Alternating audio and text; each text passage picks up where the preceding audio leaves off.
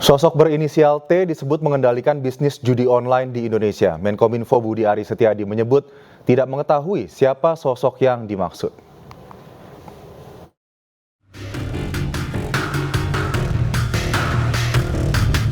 Praktik judi online di tanah air dari tahun ke tahun kian meresahkan.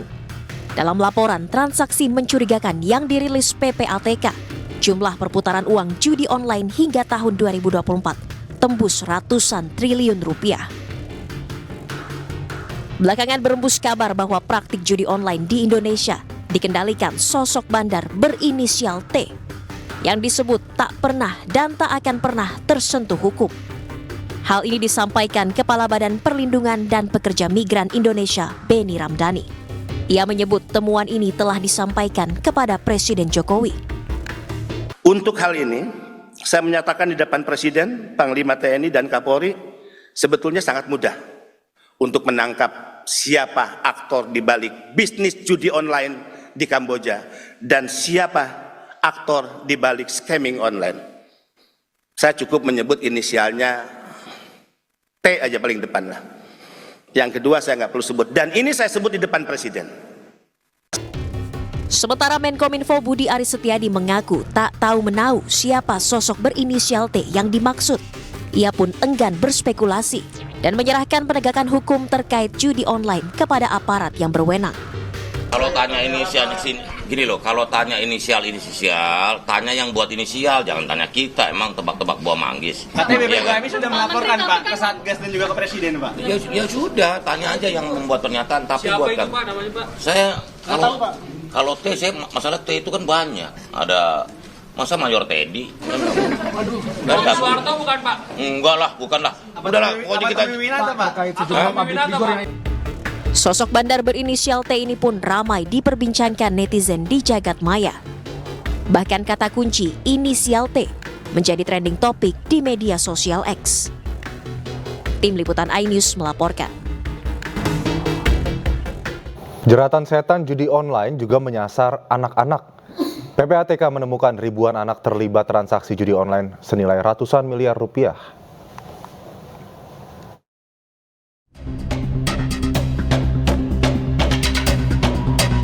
Komisi Perlindungan Anak Indonesia bersama Pusat Pelaporan dan Analisis Transaksi Keuangan merilis data terbaru tentang transaksi judi online yang melibatkan anak-anak.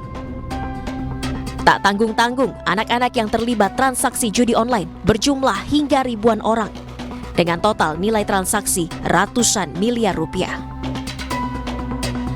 PPATK menemukan sebanyak 1.160 anak usia di bawah 11 tahun bermain judi online. Nilai transaksi judi online tersebut mencapai 3 miliar rupiah.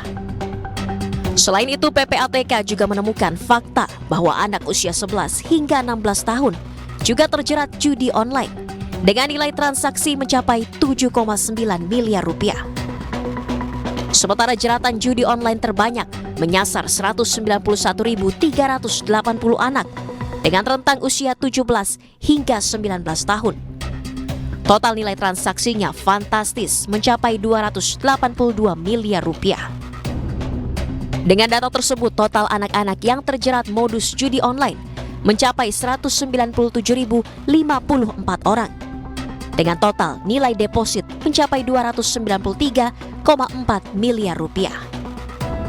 Kami menemukan memang luar biasa banyak transaksi yang terkait dengan anak-anak yang melakukan judi online. Itu bisa by concern atau memang keinginan dia sendiri. Tadi disampaikan itu bisa terkoneksi dengan yang namanya game online, atau memang tujuannya data anak itu dipergunakan dengan menggunakan rekening QQ dan segala macam untuk kepentingan judi online.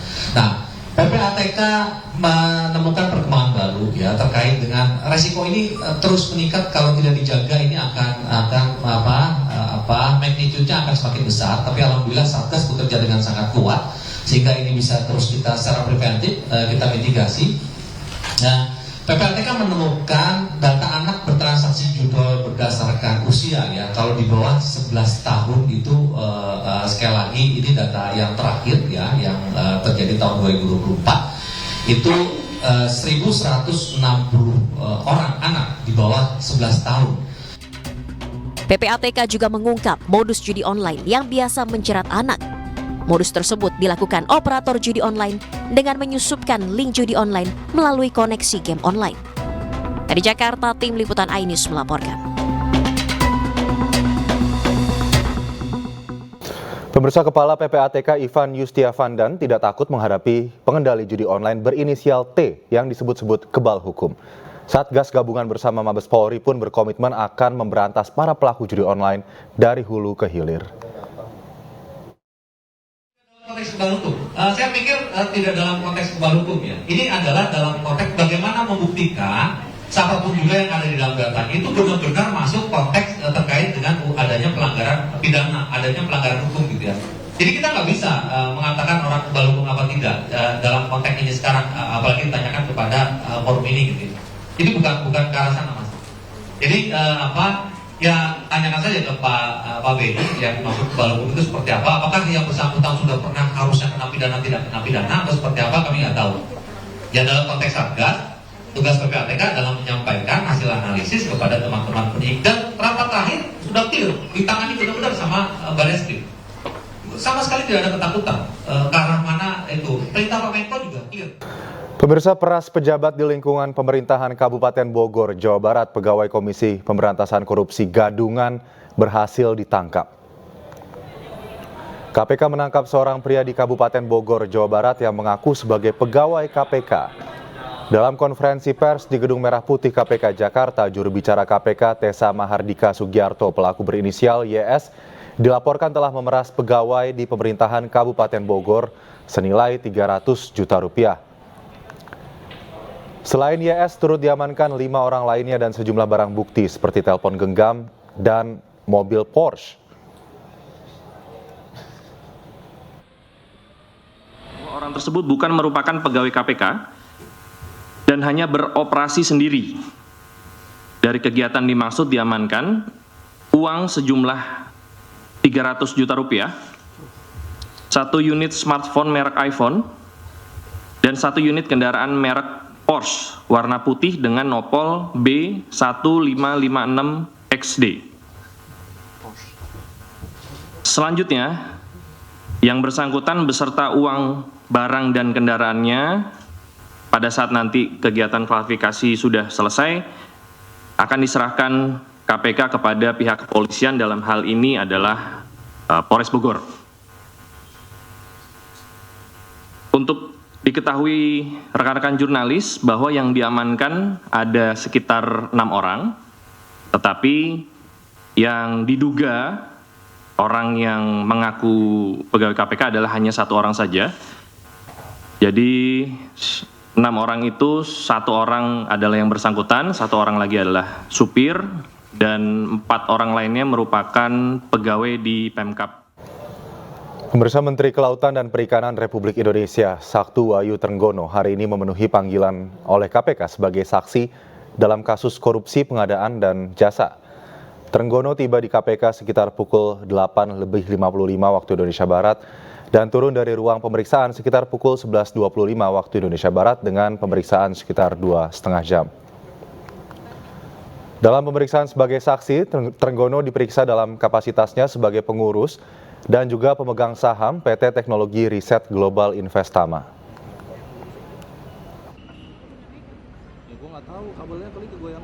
Warga negara yang baik tentu saya harus membantu KPK ya. Saya membantu, ini saya dikasih makan nih. Saya membantu KPK. Artinya yang saya ketahui terhadap peristiwa itu kan terjadi di 2018 ya, 2017-2018. Yang saya tahu saya sampaikan, yang saya tidak tahu ya saya tidak sampaikan. Informasi Bapak terima 10M dalam pengadaan di 10M? Dan setiap bulan mendapat transfer dari luar negeri, Pak. Kita ke informasi berikutnya, pemirsa. Kejaksaan akan mengajukan kasasi terhadap vonis Pengadilan Negeri Surabaya yang membebaskan pelaku pembunuhan sekaligus anak mantan anggota DPR, Ronald Tanur. Kejaksaan menilai pertimbangan hakim tidak masuk akal.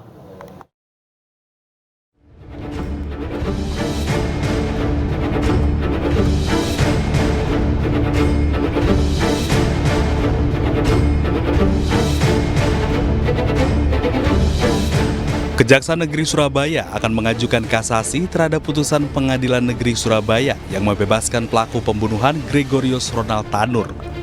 Kejaksaan kecewa terhadap putusan tersebut yang juga menimbulkan reaksi keras di tengah publik. Sebelumnya, jaksa menuntut Ronald Tanur hukuman 12 tahun penjara karena dinilai terbukti menganiaya dan membunuh kekasihnya Dini Sera Afrianti. Yang menyatakan bahwa korban kematiannya karena ada luka di sana. Nah, sehingga jika misalnya hakim hanya melihat dari sisi bahwa tidak ada saksi yang langsung melihat atau karena pengaruh alkohol, saya kira ini kurang tepat. Ya. Nah, kemudian kalau kita lihat secara logika hukumnya dan fakta-fakta yang ada, bahwa pada saat kejadian ini kan antara korban dengan terdakwa itu berada pada waktu dan ruang yang sama. Kemudian ada fakta yang menyatakan percekcokan antara pelaku dan korban. Kemudian pelaku melakukan penamparan, ya, atau pemukulan terhadap korban. Nah, termasuk yang ditunjukkan oleh CCTV dan visum itu, ya. Nah, sehingga kalau kita lihat fakta-fakta ini, seharusnya hakim melihat ini harus lebih komprehensif. Sebelumnya, Ronald Tanur dituntut menganiaya kekasihnya Dini Sera Afrianti hingga meninggal dunia di sebuah tempat karaoke di Surabaya Oktober 2023 lalu. Ronald menganiaya korban dengan botol minuman keras, lalu melindas tubuh korban dengan mobil. Kasus ini sempat menarik perhatian publik, terlebih Ronald Tanur merupakan anak dari mantan anggota DPR Edward Tanur. Sementara itu, Majelis Hakim Pengadilan Negeri Surabaya yang dipimpin Erin Tuah Damanik membebaskan Ronald Tanur dengan pertimbangan Dini meninggal bukan karena dianiaya, melainkan kerusakan lambung akibat terlalu banyak mengkonsumsi alkohol. Dan sementara itu praktisi hukum menyayangkan putusan Hakim Pengadilan Negeri Surabaya yang memvonis bebas Ronald Tanur. Putusan ini dianggap telah mencoreng dunia peradilan di negeri ini.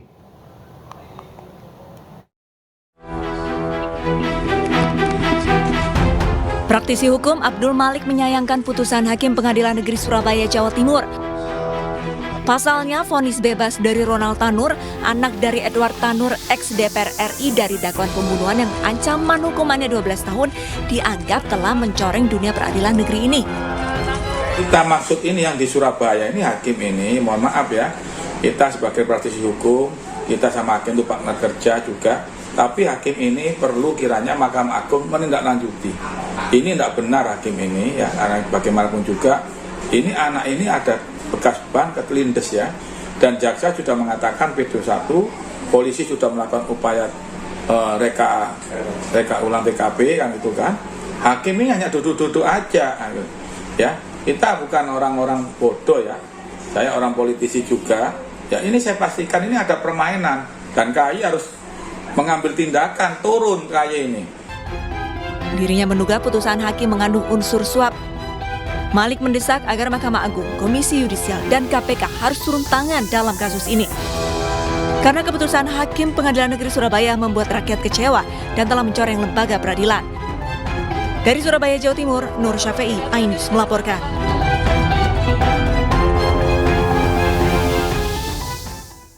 Tiga hakim vonis bebas kasus penganiayaan pacar hingga menyebabkan kematian dengan terdakwa Gregorius Ronald Tanur mendatangi kantor Pengadilan Tinggi Jawa Timur.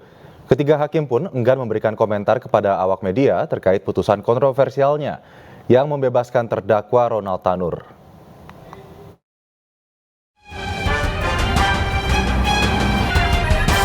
Tiga orang hakim yang menjatuhkan vonis bebas kepada Gregorius Ronald Tanur, anak anggota DPR RI yang didakwa atas kasus pembunuhan terhadap kekasihnya Dini Sera Afrianti, mendatangi kantor Pengadilan Tinggi Jawa Timur. Erin Tuah Damanik sebagai hakim ketua serta Heri Hanindyo dan Mangapul sebagai hakim anggota enggan berkomentar saat bertemu awak media di depan kantor Pengadilan Tinggi Jawa Timur. Erin Tuah Damanik justru mengaku kedatangannya ke Pengadilan Tinggi Jatim hanya untuk sekedar silaturahmi, bukan terkait kasus vonis Gregorius Ronald Tanur. Kedatangan jenengan ke PT apa Pak? Dalam rangka apa Pak? Apa dipanggil PT atau terkait ini? Dalam rangka apa Pak? Iya, namanya silaturahmi aja. Oh, silaturahmi ya Pak ya. Oh, ini Karena PT itu teman saya satu angkatan. Oh. Pak, terkait putusan kemarin tuh gimana Tanya tuh, Mas. Oke, siap. Buktinya sudah ada dalam pertimbangan itu semua. Sementara itu, Humas Pengadilan Tinggi Jatim, Bambang Kustopo, membantah bahwa kedatangan 3 hakim Pengadilan Negeri Surabaya itu terkait vonis kontroversial tersebut. Kami belum bisa memeriksa, belum bisa memeriksa, karena memang kan harus ada ini ya, penugasan untuk meriksa dari manapun. Kami tidak periksa. Kalau toh hakim Pengadilan Negeri datang ke Pengadilan Tinggi adalah sudah biasa. Dari Pengadilan Negeri manapun, apalagi ini artinya mau ada tamu, gitu ya. Intinya bukan pemanggilan dari. Oh enggak manggil kami. Sebelumnya, vonis Majelis Hakim Pengadilan Negeri Surabaya yang dipimpin Erin Tuah Damanik menjadi sorotan lantaran membebaskan Ronald Tanur. Hakim menilai Dini meninggal bukan karena dianiaya, melainkan kerusakan lambung akibat terlalu banyak mengonsumsi alkohol. Dari Surabaya, Yuda Prawira, iNews melaporkan.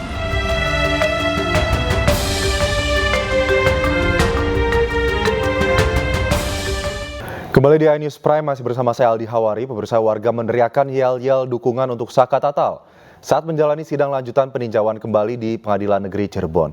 Dukungan mengalir karena masa yakin Saka Tatal tidak terlibat kasus pembunuhan Vina dan Eki.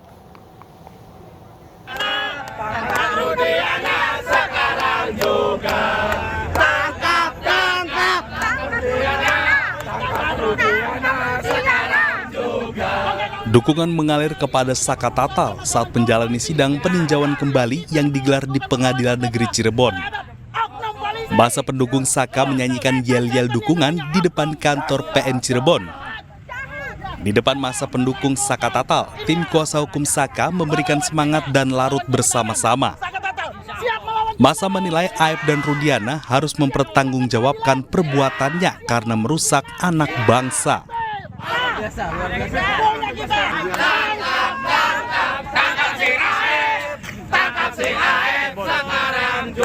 Saka Tatal juga diyakini tidak terlibat sama sekali dengan kasus pembunuhan Vina dan Eki. Hari ini yang kita hadir di sini oleh sebab musababnya adalah perbuatan Rudiana. Ya, manusia yang paling kejam saat ini adalah orang yang saat ini menjadi Kapolsek. Ya, maka menurut saya dia tidak pantas jadi Kapolsek. Ya, dia pantasnya ada di jeruji besi, bukan ada di kantor polisi. Ya, dan juga. Sementara itu, sejumlah mahasiswa menggeruduk Pengadilan Negeri Cirebon, Jawa Barat. Mereka menuntut agar sidang peninjauan kembali Saka Tatal ditangani dengan cermat. Konflik interest atau kepentingan di dalam keluarganya. Mengapa demikian? Karena yang dibunuh itu teman-teman, dan karena yang dibunuh itu masyarakat. Belasan mahasiswa yang tergabung dalam Perhimpunan Mahasiswa Hukum Indonesia atau Permahi menggelar aksi di depan Pengadilan Negeri Cirebon, Jawa Barat, Jumat sore. Dengan berorasi dan membakar ban bekas, massa meminta agar Pengadilan Negeri Cirebon untuk cermat menangani sidang peninjauan kembali Saka Tatal. Selain itu, para mahasiswa juga berharap Ibtu Rudiana muncul ke publik sehingga penanganan kasus Vina bisa terang benderang. Kita mengawal kasus ini agar supaya bisa dibuka secara terang benderang dan kita mengawal sidang Saka Tatal. Kalau memang Saka Tatal itu tidak bersalah, kita ingin bebaskan juga Saka Tatal dan pemulihan nama baik dari Saka Tatal itu sendiri. Setelah menyampaikan aspirasinya di depan PN Cirebon, massa membubarkan diri dengan pengawalan polisi. Selain mendengarkan tanggapan dari termohon, sidang peninjauan kembali juga menghadirkan kakak Saka Tatal untuk bersaksi. Majelis Hakim menunjukkan sejumlah foto kepada saksi untuk mengonfirmasi kebenaran bukti-bukti tersebut. Karena persidangan peninjauan kembali di Pengadilan Negeri Cirebon hari ini. Sesuai permintaan hakim, pemohon menghadirkan saksi fakta untuk novum atau bukti baru yang diajukan pihak Saka Tatal. Selis, kakak kandung Saka Tatal, hadir sebagai saksi fakta yang mengaku mendapat bukti berupa beberapa foto terkait tewasnya Vina dan Eki. Sebelum bersaksi, Selis sempat diambil sumpahnya. Selis mengucap sumpah bahwa dirinya menemukan bukti berupa foto dan surat yang belum pernah diajukan di persidangan. Setelah menyimak bukti dan mendengarkan tanggapan termohon, sidang akan kembali dilanjutkan pada Selasa 30 Juli 2024 pukul 10 waktu Indonesia Barat. Diajukan di persidangan. Sementara itu, pihak termohon peninjauan kembali menyatakan bahwa novum baru yang disebut kuasa hukum Saka Tatal, yakni foto di lokasi kejadian dan foto jasad Eki dan Vina saat berada di Rumah Sakit Gunung Jati, bukanlah bukti baru.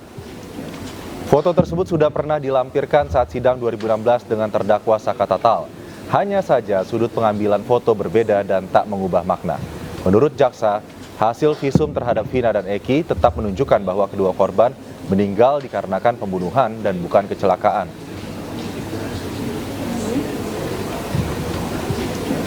Berdasarkan fakta hukum, novum 1 sampai dengan 3 dan novum 5 yang dianggap novum oleh penasihat hukum peninjauan kembali merupakan foto lama yang telah dilampirkan dalam berkas perkara atas nama anak Saka Tatal, yang pada dasarnya sama, hanya diambil dari sisi yang berbeda namun tidak merubah esensi dan maksud dari foto tersebut. Beberapa foto anak korban Muhammad Rizky Rudiana dan anak korban Vina digunakan juga dalam pemeriksaan korban yang telah dipertimbangkan dan juga dikaji oleh majelis hakim pada putusan nomor 16/Pitsus anak _2016/PN Cirebon tanggal 24 Oktober 2016. Berikut juga dalam tingkat banding dan kasasi yang terbukti sebagai tindak pidana pembunuhan berencana yang dilakukan oleh anak Saka Tatal bersama-sama dengan terpidana lainnya sebagaimana diatur dalam pasal 340 KUHP junto pasal 55 ayat 1 ke 1 KUHP, dan bukan merupakan kecelakaan lalu lintas tunggal sebagaimana diasumsikan oleh penasihat hukum yang juga tidak beralasan hukum. Selanjutnya terhadap novum keempat, pemohon tidak dapat menjelaskan hubungan foto tersebut sebagai alat bukti yang dapat dipertanggungjawabkan secara hukum, di mana semestinya pemohon dalam mengajukan novum terkait foto tersebut disertai hasil visum ataupun forensik. Kalau kita nampak, jaksa tidak melakukan perubahan, apalagi melakukan eksaminasi. Selalu berpatokan putusan akhir. Dia tidak melihat apa yang terjadi saat ini dengan dicabutnya DD dan Liga Akbar, ya. Jadi tidak ada perubahan eksaminasi atau apapun yang terjadi di sini. Tidak ada niat untuk perbaikan.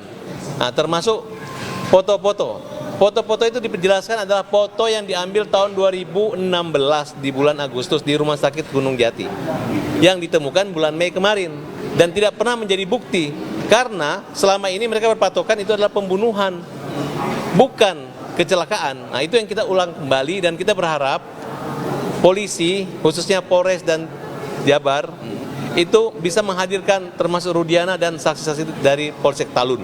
Betul. Apabila pihak kepolisian tidak menghadirkan saksi dan suatu saat akan bebas, ini akan menjadi catatan buruk bahwa tidak ada itikat baik dari para penegak hukum ini untuk menerangkan persoalan ini. Ya, begitu kira-kira. Silakan, Krisna. Pastinya tentunya jaksa akan menolak dengan bukti-bukti baru. Apapun yang kita ajukan, walaupun itu adalah keberadaan baru, wajar. Karena kenapa? 2016 dia sudah melakukan dakwaan dan tuntutan, dan itu sudah inkrah. Jadi itu dianggap bahwa itu keberadaannya bukan keberadaan baru, salah, bahwa foto itu betul 2016, tapi ditemukannya baru dan tidak pernah ada di dalam persidangan. Lalu kemudian poin yang dikatakan tadi salah persepsinya, jaksa itu persepsi salah. Berbeda begini, yang dikatakan bahwa Saka Tatal memukul, itulah justru yang jadi kekhilafan hakim. Pemirsa, persidangan mantan terpidana kasus Vina dan Eki Saka Tatal kembali digelar hari ini, dan dalam sidang pagi tadi jaksa penuntut umum membeberkan sejumlah jawaban atas poin-poin permohonan PK dari Saka Tatal. Jaksa menolak argumen-argumen Saka Tatal dan mengatakan sejumlah novum atau bukti baru bukan barang baru. Kita akan melihat poin-poin dari jawaban jaksa tadi dalam grafis berikut ini.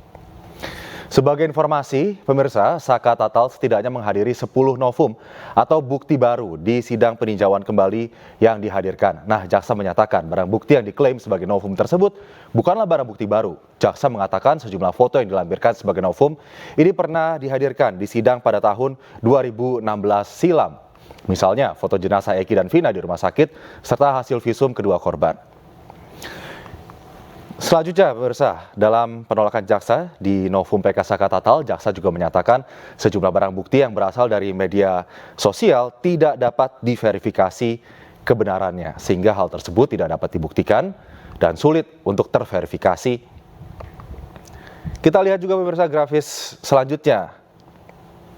Mengenai jaksa yang juga menilai keterangan Saka Tatal tidak konsisten, jaksa beralasan jika argumen yang ingin dikemukakan oleh pihak Saka Tatal adalah penyebab Vina dan Eki tewas karena kecelakaan tunggal, lalu mengapa Saka Tatal pernah mengakui penganiayaan di persidangan tahun 2016 silam, sehingga kedua keterangan ini menurut jaksa menjadi bertolak belakang.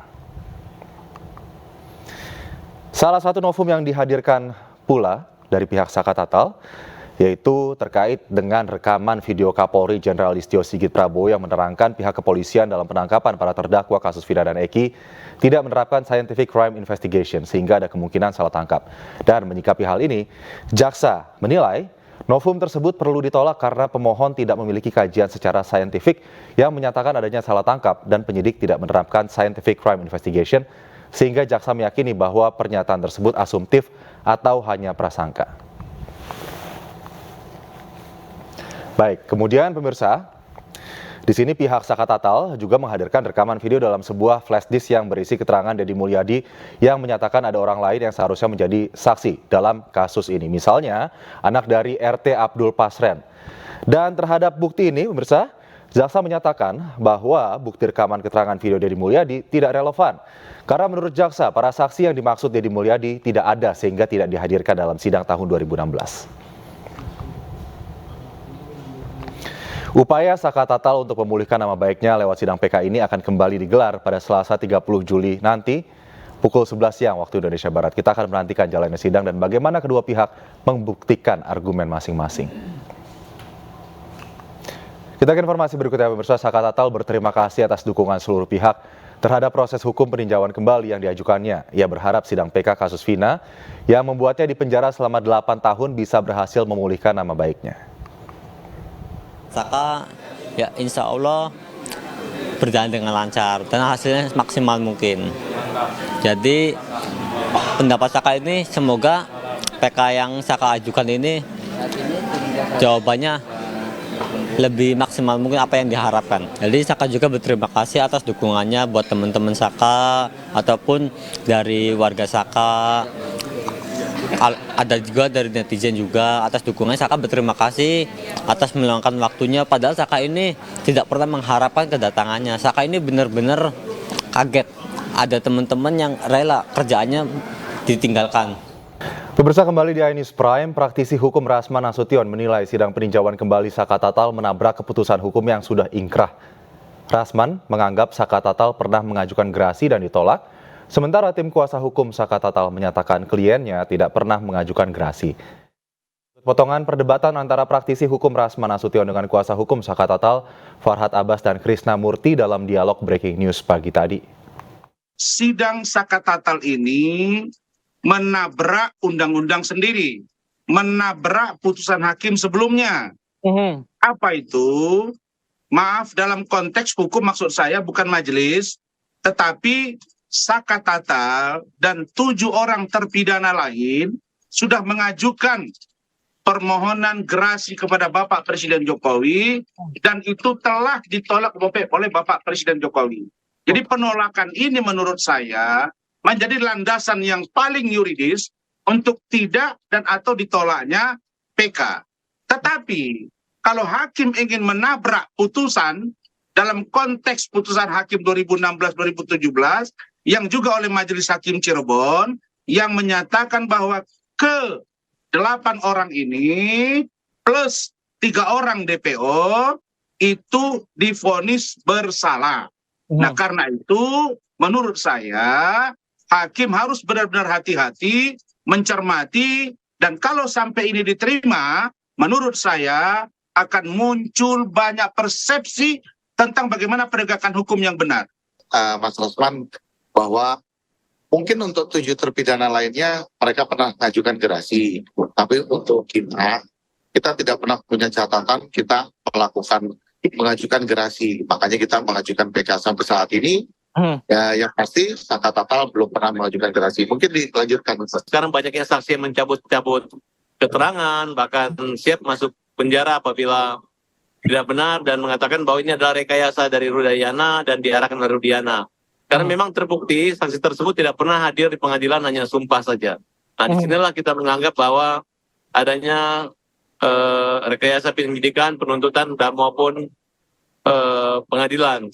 Dengan dikabulkannya pra-peradilan Peggy, berarti kan hilang DPO, hilang pelaku-pelaku utama yang punya peran dalam membunuh, memperkosa Vina dan Eki. Nah, di sini adalah upaya terang kami benderang menjadi perhatian seluruh Indonesia. Semoga para hakim nanti di Mahkamah Agung bisa menganulir kembali putusan, kemudian mengembalikan kembali harkat martabat kehormatan daripada Saka Tatal dan seluruh narapidana yang dihukum dengan tanpa kesalahan mereka, yang mana kita menyimpulkan kemarin itu adalah merupakan kecelakaan dan pernah diolah TKP oleh Polsek Talun, khususnya mengenai kecelakaan lalu lintas, dengan menyerahkan beberapa poin hukum yang mungkin itu akan menjadi pertimbangan dan kenapa kita melakukan PK saat ini. Jadi saya minta agar kalau saudara-saudara mengajukan PK, maka ajukanlah sesuai dengan konteks penegakan hukum itu sendiri. Kemudian, kalau ini ternyata ditolak, jangan nanti mengatakan bahwa oh ini hakimnya tidak fair, hakimnya rekayasa, sama dengan yang kemarin-kemarin. Tapi kalau ini diterima, silakan. Polisi kan sudah samaan wa ta'atan. Polisi sudah patuhi. Begitu Peggy Setiawan dinyatakan bahwa harus dikeluarkan dari penjara, polisi turun nurut. Tapi saya dapat informasi kemarin sore bahwa polisi sedang melakukan tahapan-tahapan penyelidikan, mengumpulkan novum baru untuk juga melakukan penyidikan. Itu hak polisi kan? Tetapi yang saya ingin katakan bahwa proses penegakan hukum PK Tatal ini, menurut saya, Saka Tatal ini, kalau ini sampai dikabulkan, ini akan menimbulkan keresahan baru dalam konteks penegakan hukum. Ya, bukan pada pribadi Saka Tatal, dalam konteks penegakan hukum. Maka tidak ada pilihan lain. Itu sebenarnya ada dua paham. Kalau misalnya untuk perkara biasa yang sudah mengajukan gerasi itu boleh. Kembali di iNews Prime, pemirsa, saling lempar rayuan dilakukan sejumlah partai jelang Pilkada 2024. PKS yang sebelumnya berseberangan dengan Koalisi Indonesia Maju berkelakar ingin bergabung dengan koalisi pemerintah. Kita dapat presiden terpilih, nah itu dari Partai Gerindra. Maka berikanlah untuk DKI, untuk PKS, Pak. Dari Bekasi naik kereta. Rayuan ini dilontarkan oleh PKS dalam acara Mukernas PKB. PKS juga memberi kode untuk diajak bergabung dengan koalisi pemerintah. Oleh karena itu, saya kira untuk Pak Dasko khususnya dan Gerindra, ajak-ajaklah PKS.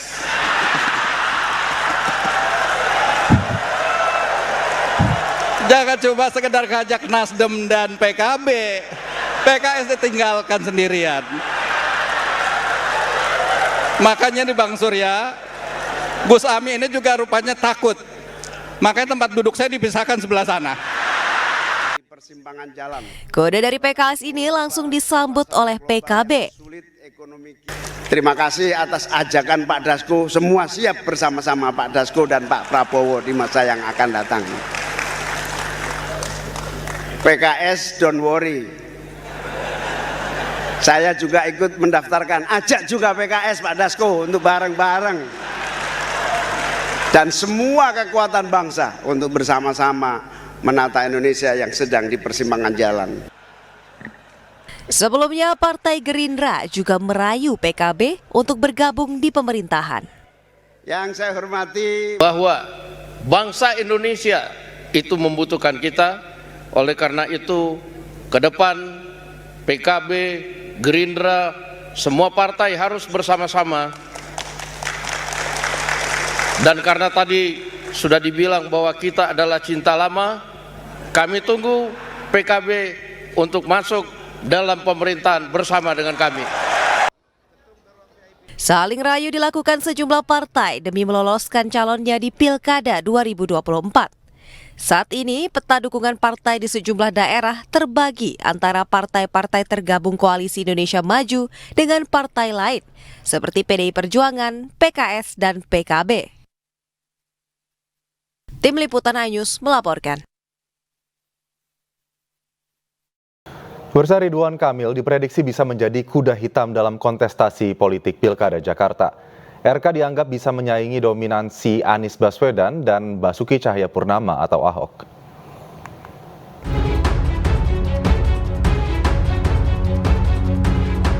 Ridwan Kamil, mantan Gubernur Jawa Barat, berpotensi ikut dalam kontestasi politik Jakarta. Meski dalam survei sebelumnya, Kang Emil meraih suara di bawah Anies dan Ahok, namun tidak menutup peluangnya untuk maju. Bahkan Ridwan Kamil bisa menjadi kuda hitam dalam Pilkada Jakarta mendatang.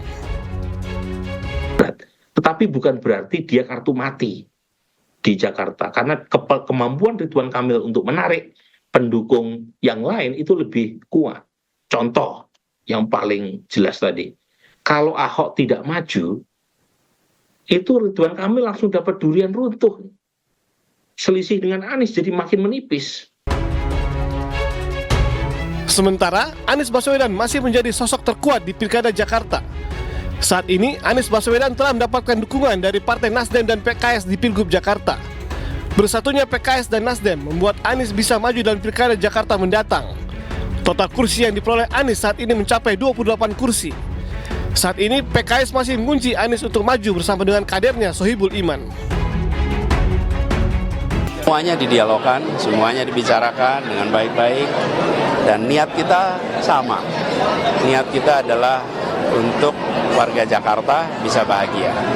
Jadi fokus yang selalu saya tekankan adalah ini tentang warga yang mendapatkan rasa keadilan, mendapatkan kesempatan untuk sejahtera, mendapatkan kesempatan untuk bahagia. Sementara itu, Partai Demokrasi Indonesia Perjuangan belum memberikan keputusan calon yang akan diusungnya dalam Pilgub Jakarta. Namun PDIP telah mempersiapkan kadernya. Nama Ahok, ya sekarang beliau kan menjadi ketua DPP bidang perekonomian.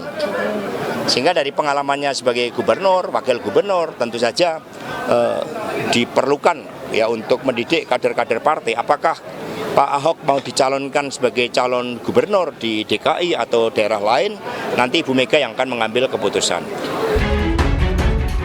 Saat ini PDI Perjuangan hanya memiliki 15 kursi. Jumlah ini berada di bawah syarat majunya calon gubernur Jakarta, yaitu 22 kursi. PDI Perjuangan pun harus berkoalisi untuk mengajukan calonnya sendiri. Sementara Koalisi Indonesia Maju hingga kini belum memutuskan calonnya. Tim Liputan iNews melaporkan.